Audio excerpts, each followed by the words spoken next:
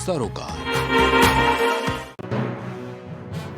2024 के लिए सपा की नई चुनावी चाल। तो आपको बता दें 2024 के लिए अब सपा नई रणनीति ला रही है। चुनाव आयोग से पहले सपा हर बूथ को जांचने का करेगी काम।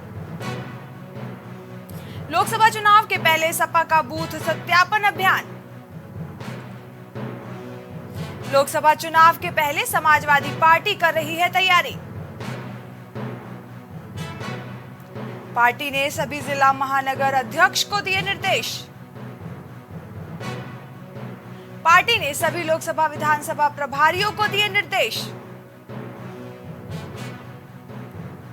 हर बूथ को मौके पर जाकर सत्यापन करने के आपको बता दें निर्देश दिए गए हैं। सभी को 28 जून से 10 जुलाई तक सत्यापन करने के दिए गए निर्देश। पोलिंग बूथ को लेकर कोई शिकायत होने पर दे जानकारी। वहीं इस दौरान ये निर्देश दिए गए हैं कि कोई भी अगर शिकायत पाई जा रही है तो उसको लेकर जानकारी भी दी जाए। कोई शिकायत होने पर दी जाए जानकारी। 2024 के लिए सपा की नई चुनावी चाल सामने है। आपको बता दें चुनाव आयोग से पहले सपा हर बूथ को अब जांचने का काम करेगी। लोकसभा चुनाव के पहले सपा का बूथ सत्यापन अभियान।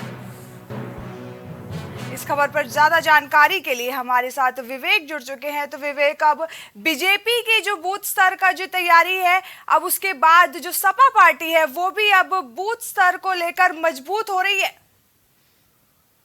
जी बिल्कुल, इसे अगर बात की जिस प्रकार से आगामी लोकसभा चुनाव को देखते हुए समाजवादी पार्टी अब एक्शन मोड में है। उसके मुखिया अखिलेश यादव लगातार पार्टी के पदाधिकारियों कार्यकर्ताओं और लोकसभा प्रभारियों को ये निर्देश दे रहे हैं कि बूथ का सत्यापन करें। बात की जाए इस प्रकार से इसके पहले जब चुनाव हुए थे, मैनपुर की बात की जाए या फिर अलग अलग जगह की बात की जाए जहाँ पर चुनाव हुए थे, और निकाय चुनाव के बाद ही समाजवादी पार्टी लगातार बूथ को लेकर अपनी बातें करती रही है कि किस प्रकार से लोगों के नाम जो है वो वोटर लिस्ट से काटे गए। तमाम ऐसे दावे समाजवादी पार्टी के द्वारा किए गए कि वोटर नाम गायब थे, जो समाजवादी पार्टी के पुराने वोटर्स रहे थे उनके नाम गायब थे। बूथ को लेकर बहुत सक्रिय नजर आ रही है समाजवादी पार्टी। और इसके पहले लोकसभा चुनाव से पहले समाजवादी पार्टी का जो मिशन है कि बूथ को मजबूत बनाना है, संगठन को बूथ लेवल पे मिलकर काम करना है, उसको लेकर अखिलेश यादव ने जरूरी दिशा निर्देश सभी जिला अध्यक्षों, मंगल महानगर अध्यक्षों को ये दे दिए हैं। जितने भी लोकसभा के प्रभारी हैं, लोकसभा या विधानसभा के जो प्रभारी बनाए गए हैं, उनको भी बाकायदा ये निर्देश दिए गए कि हर बूथ पे जाके सत्यापन करे, स्थिति को स्पष्ट करे और जो भी स्थिति उनको दिखे वो 28 जून से लेकर 10 जुलाई तक जो है ये सत्यापन का काम होना चाहिए। तो समाजवादी पार्टी के जितने प्रभारी है, चाहे वो लोकसभा प्रभारी हो, विधानसभा प्रभारी हो, महानगर अध्यक्ष हो, जिला अध्यक्ष हो, ये सभी सत्यापन का काम करेंगे। बूथ लेवल पे जाएंगे, चीजों को देखेंगे और पार्टी के मुख्यालय पर एक रिपोर्ट सौंपेंगे जो अखिलेश यादव उस रिपोर्ट को खुद ही देखेंगे। तो विवेक, हाल ही में जो चुनाव हुए थे उसमें सपा पार्टी ने चुनावों में बूथ को लेकर सवाल उठाए थे, तो कहीं ना कहीं इसी को लेकर अब ये कदम उठाया गया है। जी बिल्कुल, इस तरीके से निकाय चुनाव से पहले जो चुनाव थे 2-3 जगहों पे, मैनपुर में जो उपचुनाव हुआ था, इसके पहले रामपुर में जो उपचुनाव हुआ था, अगर बात की जाए तो लगातार समाजवादी पार्टी सरकारी मशीनरी के दुरुपयोग की बात करती रही थी। और जिस तरीके से इसके बाद निकाय चुनाव संपन्न हुआ, निकाय चुनाव में भी तमाम तरह के आरोप जो है वो भारतीय जनता पार्टी की सरकार पर लगाया गया, प्रदेश सरकार पर लगाया गया कि सरकारी मशीनरी का लगातार दुरुपयोग हो रहा है। तमाम ज्ञापन भी समाजवादी पार्टी ने इसके पहले भी सौंपे हुए हैं। इसको लेकर कि लोकसभा चुनाव एक बड़ा चुनाव है, जिस प्रकार से एक विपक्ष एकजुट हो रहा है केंद्र की सरकार के खिलाफ। अखिलेश यादव उत्तर प्रदेश से अगुवाई कर रहे हैं और तमाम ऐसे नेता हैं जो अलग अलग जगहों से अपने क्षेत्र में अपना दमखम रखते हैं। वो पटना में आज इस बैठक में सम्मिलित हुए थे और यूपी से अखिलेश यादव विपक्ष की अगुवाई कर रहे हैं। ऐसे में लोकसभा चुनाव के समय अखिलेश यादव कोई भी इस प्रकार की गलती के लिए तैयार नहीं है। कोई भी गलती के लिए बर्दाश्त जो है वो अखिलेश यादव बिल्कुल ही पार्टी कार्यकर्ताओं को नहीं करेंगे। जिससे तमाम दिशा निर्देश जो है पार्टी के कार्यकर्ताओं को दिए गए हैं, जिला अध्यक्षों को दिए गए हैं। जैसा आपने कहा कि जो अखिलेश यादव है वो इस बार कोई गलती बर्दाश्त नहीं करेंगी, तो जो ये बूथ की जिम्मेदारी है वो किन किन शीर्ष नेताओं को दी है अखिलेश यादव ने? देखिए, अगर बात की जाए तो सभी जिला अध्यक्ष और मंडल अध्यक्ष, जी महानगर अध्यक्ष, इसके अलावा जो लोकसभा के प्रभारी बनाए गए हैं और जो पार्टी के विश्वसनीय कार्यकर्ता है, जो संगठन का काम काफी पहले से देखते रहे हैं, उन जी सभी को एक जिम्मेदारी दी गई है कि पूरे उत्तर प्रदेश में जाके बूथों की स्थिति को स्पष्ट करे और वहां जाके 28 जून से लेके 10 जुलाई तक इस सत्यापन अभियान चलाए और जो स्थिति होगी उसको स्पष्ट करने के बाद एक रिपोर्ट बनाए और रिपोर्ट को पार्टी मुख्यालय पर पेश करें। ये रिपोर्ट अखिलेश यादव खुद देखेंगे, खुद जांचेंगे। जी, तो विवेक, कौन कौन से ऐसे बूथ हैं जिनको लेकर जो अखिलेश यादव है वो अभियान चला रहे हैं? देखिए, समाजवादी पार्टी के जहां कार्यकर्ता जाएंगे, तमाम ऐसे बूथों को ये जाने का प्रयास कर रही है। प्रदेश के कई ऐसे बूथ हैं जहां समाजवादी पार्टी अपनी स्थिति को काफी मजबूत बांधती है। अगर बात की जाए तो जहां समाजवादी पार्टी का गढ़ रहा है, एक उदाहरण तौर पे मैं समझाना चाहूंगा कि जिस प्रकार से विधानसभा चुनाव में आजमगढ़ की सभी सीटों पर समाजवादी पार्टी ने जीत हासिल की थी, तो आजमगढ़ समाजवादी पार्टी के लिए लोकसभा चुनाव में महत्वपूर्ण होगा। वहां की सभी सीटों पर जाके जो प्रभारी है, जिलाध्यक्ष है, मंडल अध्यक्ष है, वो बूथ की सत्यता की जांच करेंगे।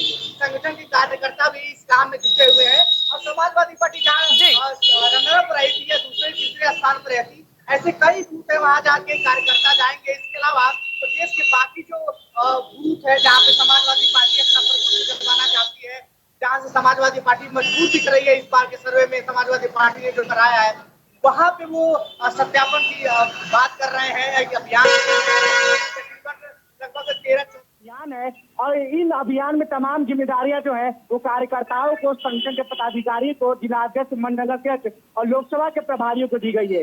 ये प्रभारी इन 15 दिनों के अपने इस अभियान में तमाम इन बूथों पर जाएंगे, उन बूथों पर सत्यापन का काम करेंगे और वोटरों से मिलेंगे। वोटर लिस्ट पे भी एक काम समाजवादी पार्टी लगातार कर रही है। हमने देखा था कि समाजवादी पार्टी ने अपने कार्यालय में जो राज्य निर्वाचन आयोग के रिटायर्ड अधिकारी हैं उनको भी बुलाया था और स्थिति को समझने का प्रयास किया था। जी, तो विवेक, जो अखिलेश यादव है, सपा सुप्रीमो अखिलेश यादव है, उनको इस अभियान का कितना फायदा मिल सकता है आगामी चुनावों में? जी, ये देखने वाली बात होगी कि समाजवादी पार्टी को इस बूथ अभियान का कितना फायदा मिलेगा, लेकिन ये बात तो निश्चित है जिस प्रकार से अखिलेश यादव ने तमाम दिशा निर्देश दे चुके हैं। लगातार निकाय चुनाव के बाद से आए दिन समाजवादी पार्टी के कार्यालय पर बैठकें हो रही हैं, कार्यकर्ताओं को दिशा निर्देश दिए जा रहे हैं, लोकसभा चुनाव की तैयारियों की रणनीति बनाई जा रही है। तो कहीं न कहीं समाजवादी पार्टी जो है वो एक उत्तर प्रदेश में जो विपक्ष को लीड कर रहे हैं अखिलेश यादव, उस पर काम करते हुए नजर आ रहे हैं और काफी मजबूती से समाजवादी पार्टी मिशन 2024 में जुटी हुई है। इसका फायदा समाजवादी पार्टी को आने चुनाव में कितना मिलेगा ये वक्त बताएगा, लेकिन इससे कार्यकर्ताओं में उत्साह देगा, कार्यकर्ता सक्रिय रहेंगे। अगर किसी पार्टी के कार्यकर्ता सक्रिय रहते हैं, कार्यकर्ता काम करते हैं मन लगाकर, तो निश्चित रूप से आने वाले चुनाव में उस राजनीतिक दल को फायदा मिलता है। हमने बीजेपी के केस में देखा है किस प्रकार से उसके कार्यकर्ता लगातार 24 गुणे साथ खड़े रहते हैं पार्टी के साथ, संगठन के साथ, और ये कार्यकर्ता ही है जो आपको बड़ा मैच जितवाते हैं। जी, तो एक जो श्रावस्ती के चुनाव है उनको लेकर क्या कुछ तैयारियां हैं? जी बिल्कुल, जिस तरीके से लगातार समाजवादी पार्टी, चाहे वो छोटा चुनाव रहा हो, चाहे वो चुनाव रहा हो, चाहे वो बड़ा चुनाव रहा हो, उसमें अपनी सक्रियता दिखा रही है। उसने उपचुनाव भी बढ़िया तरीके से लड़ा था और मैनपुरी में जब सीट खाली हुई थी मुलायम सिंह यादव के निधन के बाद, तो समाजवादी पार्टी ने अपने घर में पूरी ताकत जो है वो झोंक दी थी, जिसका नतीजा रहा था कि डिम्पल यादव वहां से रिकॉर्ड मतों से विजयी हुई थी। इसके बाद बात करें तो खतौली का भी जो विधानसभा उपचुनाव रहा था वो आरएलडी के मदन मैया ने जीता था और आरएलडी का सपोर्ट समाजवादी पार्टी ने किया था। जिस प्रकार से लगातार मिशन 24 को लेकर सभी राजनीतिक दल अपनी अपनी तैयारी में जुटे हुए हैं, अपनी धार तेज कर रहे हैं। समाजवादी पार्टी भी अपनी तैयारी में जुटी हुई है और अपने धार को तेज कर रही है। लगातार बैठकें हो रही हैं, सपा प्रमुख सभी बैठकों का जायजा ले रहे हैं, सभी बैठकों का अध्यक्षता कर रहे हैं और सभी के लिए जरूरी दिशा निर्देश जो है वो दिए गए हैं। बाकायदा गाइडलाइन भी जारी कर दी गई थी कि कोई भी गुटबाजी पार्टी में बर्दाश्त नहीं होगी, कोई भी ऐसा गुट नहीं बनेगा जो पार्टी के गाइडलाइन के खिलाफ होगा, उनका कार्रवाई करेगी। इन सभी दिशा निर्देशों से ये बात समझ निकल के आती है ईशा, इस प्रकार से मिशन 2024 को लेकर समाजवादी पार्टी उत्तर प्रदेश में एक्टिव हो गई है और भारतीय जनता पार्टी को 80 की 80 सीटों पर हराने का दावा कर रही है। 80 जिताओ और भाजपा हराओ का नारा लगा रही है। तो ये भारतीय जनता पार्टी के लिए एक चुनौती साबित होगा, क्योंकि लगातार सभी विपक्षी दल देश भर के एकजुट हो रहे हैं कि सरकार के खिलाफ, बीजेपी के खिलाफ, और उत्तर प्रदेश की अगुवाई अखिलेश यादव कर रहे हैं। जी बिल्कुल। तो जैसा आगे आपने कहा विवेक की जो विपक्षी पार्टी वो एकजुट हो रही है लगातार आगामी चुनावों को लेकर, लेकिन कितनी उन्हें जीत मिलती है ये देखना होगा। इस खबर पर जुड़ने के लिए धन्यवाद विवेक। दत्तात्रेय होसबोले आज से 4 दिवसीय लखनऊ दौरे पर। 27 से 30 जून तक लखनऊ प्रवास पर रहेंगे दत्तात्रेय होसबोले। इस दौरान पूर्वी क्षेत्र के प्रचारकों की बैठक में लेंगे भाग। 30 जून को होने वाली क्षेत्रीय कार्यालय की बैठक होगी। क्षेत्रीय कार्यालय की बैठक में भी हिस्सा लेंगे दत्तात्रेय होसबोले। आरएसएस अपने शताब्दी वर्ष की तैयारियों में जुटा। जुलाई में संघ प्रमुख मोहन भागवत का दौरा है प्रस्तावित। तो आपको बता दें इसके बाद ही जो मोहन भागवत है वो भी दौरे पर आएंगे। जुलाई में 5 दिन यूपी में रहेंगे संघ प्रमुख। अयोध्या भी जाएंगे संघ प्रमुख मोहन भागवत। भगवान राम लला के दर्शन भी करेंगे मोहन भागवत।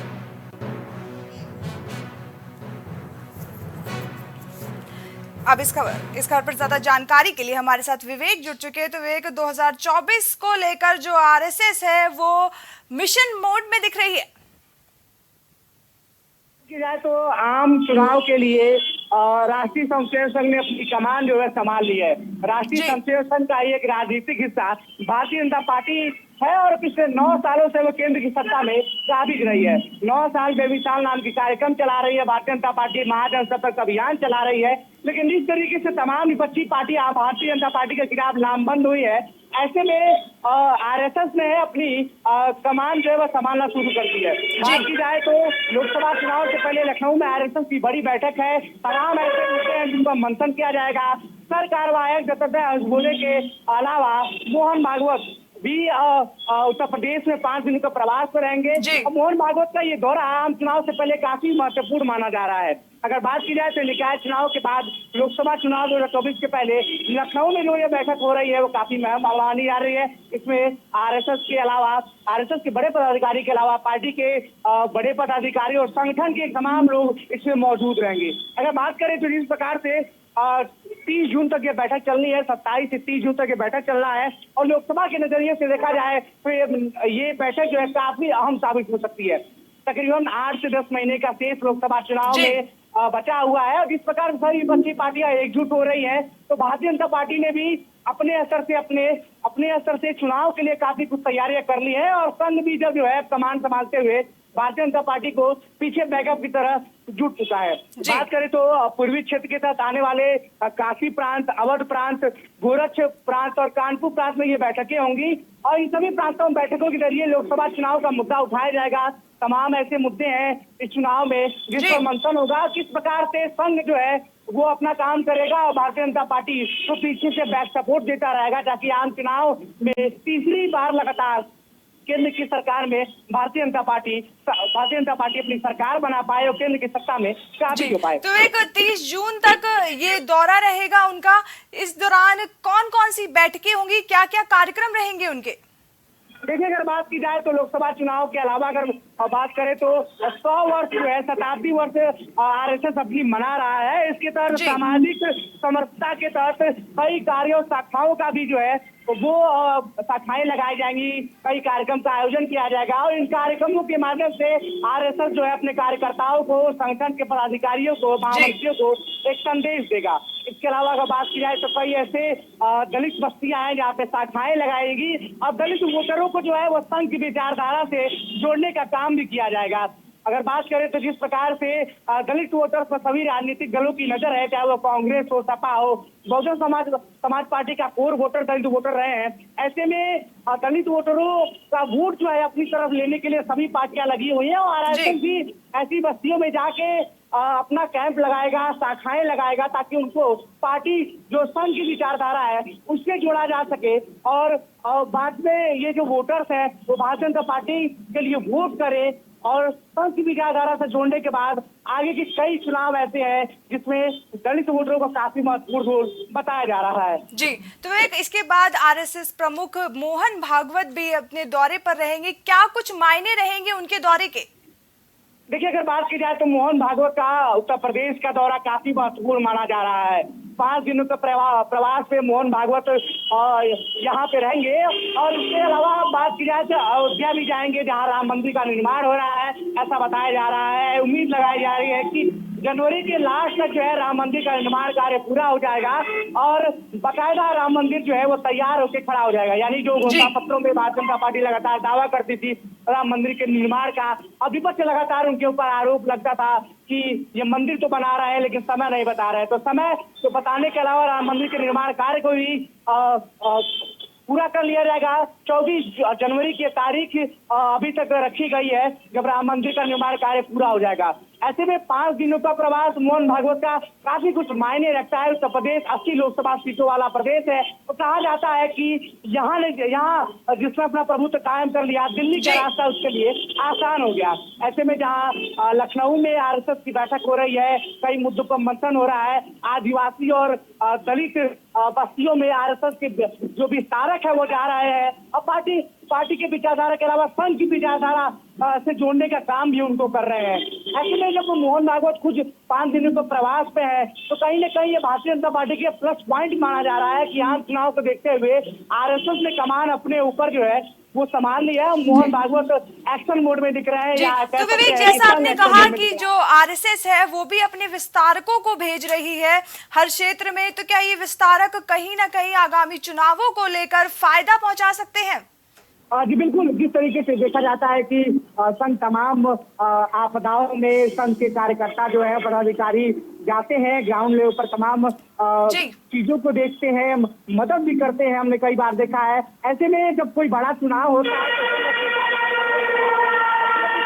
तो भी कई क्षेत्रों में भेजती है। इस बार जो संघ का फोकस है वो आदिवासी क्षेत्र और दलित बस्तियों पर है। यहाँ इसके विस्तारक जाएंगे, संघ की विचारधारा से लोगों को जोड़ेंगे और इसके बाद आम चुनाव में कहीं न कहीं फायदा तो भारतीय जनता पार्टी को होता दिख ही रहा है, क्योंकि भारतीय जनता पार्टी के अलावा राष्ट्रीय संघ जो है इस लोकसभा चुनाव में अब ज्यादा दिलचस्पी दिखाना शुरू कर दिया है। हमने पहले भी देखा था 2014 के चुनाव से पहले किस प्रकार से संघ ने बागडोर अपने ऊपर ली थी। मोहन भागवत लगातार दौरे कर रहे थे और उसके बाद भारतीय जनता पार्टी ने रिकॉर्ड तोड़ ऐतिहासिक जीत हासिल की थी और पूर्ण बहुमत की सरकार दिल्ली में अपनी बनाई थी। जी बिल्कुल, तो विवेक, अब क्या कुछ मायने रहेंगे इनके दौरे के, ये देखना होगा। इस खबर पर जुड़ने के लिए धन्यवाद विवेक। लोकसभा चुनाव 2024 से पहले यूपी में पेंशन की राजनीति।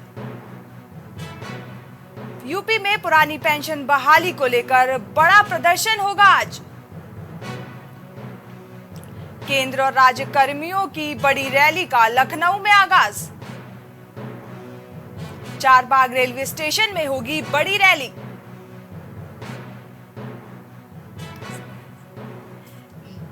देश के 8 राज्यों में लागू हो चुकी है पुरानी पेंशन।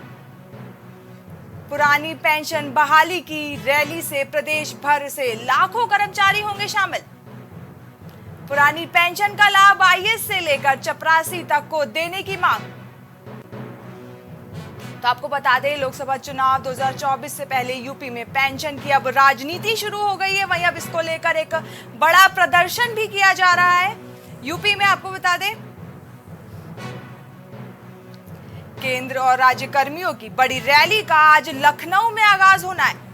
वहीं आपको बता दें, जल्द ही जो ये प्रदर्शन है वो शुरू होने वाला है। चारबाग रेलवे स्टेशन में होगी ये बड़ी रैली। देश के 8 राज्यों में लागू हो चुकी है पुरानी पेंशन। पुरानी पेंशन बहाली की रैली से प्रदेश भर से लाखों कर्मचारी होंगे शामिल। कुछ भाव पुष्प। आप देख रहे हैं प्राइम टीवी, सच